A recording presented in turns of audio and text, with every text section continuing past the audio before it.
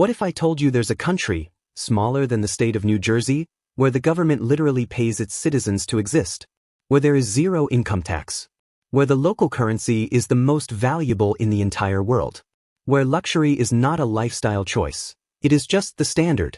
Welcome to Kuwait, one of the wealthiest nations in human history, built on oil, powered by oil, completely dependent on oil. But right now, that oil is going nowhere. The Strait of Hormuz, blocked. Production cuts, hitting hard. Revenue losses, massive.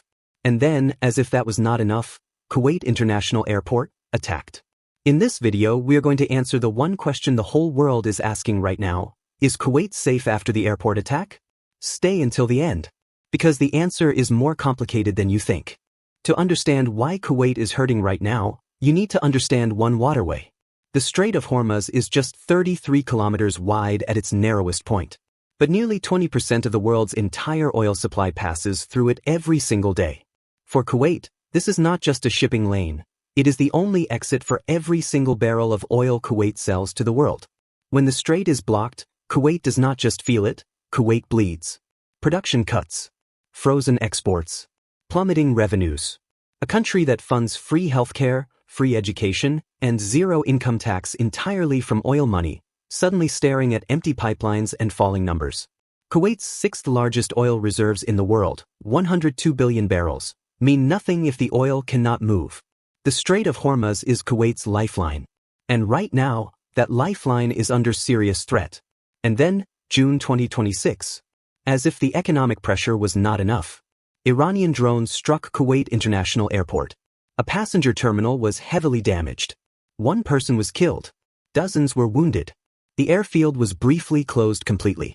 The strike hit a critical civilian aviation hub operating right alongside major U.S. military logistics infrastructure in the region. Iran denied responsibility.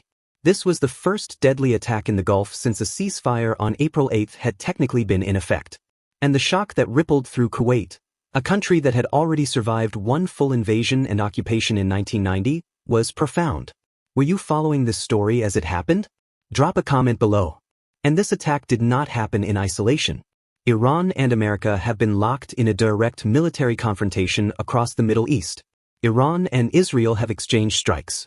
Iranian missiles and drones have hit American military bases across the region, and those bases sit in Kuwait's backyard. Kuwait is not a party to this war. But geography does not care about neutrality. As long as Iran and America are trading strikes, and as long as American military infrastructure operates on Kuwaiti soil, Kuwait cannot fully escape the crossfire. The honest truth is this: Kuwait will not be fully safe until this war stops. And right now, nobody knows when that will be. So, is Kuwait actually safe right now? Here is the honest answer. Day to day, Kuwait City is stable. Low crime. Government functioning. Malls open. Restaurants full. Families out in the evenings. Life continues. But the region around it is volatile. The 2026 airport attack proved that Kuwait's geography makes it a target in conflicts it did not start. International travel advisories are currently flagging elevated terrorism and military threat levels. The advice is clear: avoid military installations, avoid large public gatherings, know where your embassy is, and have a plan.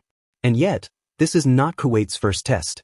Iraqi invasion in 1990. Oil fields burning for 9 months. The Iran-Iraq War in the 1980s. Renewed Iran-US tensions in 2026. Every single time, Kuwait kept functioning. Here is the number that surprises everyone. Kuwait's life expectancy is 83 years. One of the highest in the entire Middle East, matching Israel and the UAE.